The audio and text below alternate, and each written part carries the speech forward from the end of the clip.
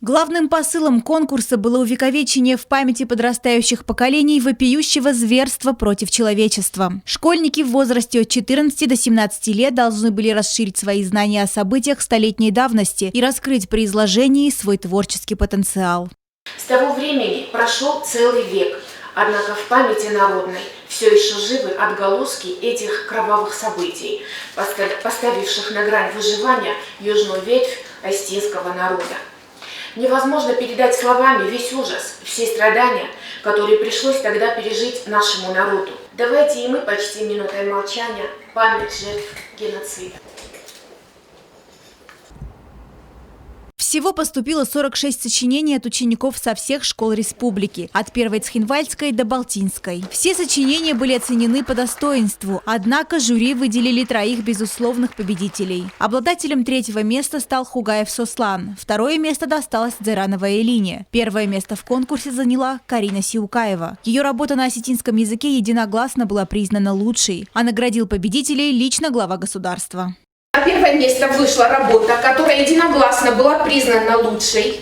Это сочинение на остинском языке Сиукаева и Карины из поселка Зал. Анатолий Бибилов поблагодарил юные таланты за ту ответственность и интерес, с которыми они подошли к делу, и выразил надежду, что в будущем кто-нибудь из них возьмется изучать события тех лет, ведь многое так и осталось неизученным.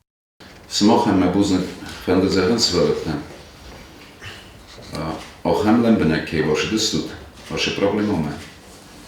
Кей есохор кутот, амиан нер, кеем борут, кеоте трагедиюдис, ама шефеделетте, шевазожинетте, боефтуй, иронодем.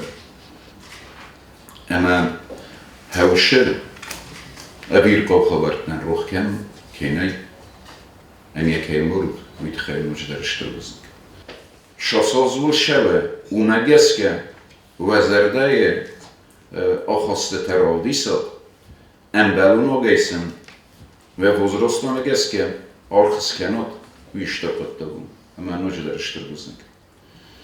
Смох нохтеку загам помелот шавитун и насвалаттендер. Для награждения победителей в номинациях «Раскрытие темы и знание материала», «Наличие реальных фактов событий и содержательность», «Новизна, лучшая авторская позиция», «Смысловая и композиционная целостность», «Мастерство изложения и художественные приемы», «Эмоциональность текста» была приглашена министр образования и науки Наталья Гасиева. Разработан план мероприятий, как раз посвященных данной теме столетию геноцида.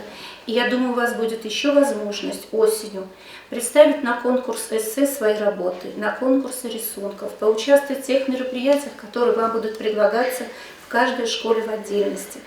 Наша просьба к вам быть абсолютно активными, передать своим друзьям, привлечь их. Потому что если мы забудем о геноциде, как сказал Анатолий Ильич, если мы забудем о том, что какое бремя легло на плечи наших дедов, прадедов, прапрадедов, то, поверьте, зло не забудет об этом и обязательно свою голову поднимет.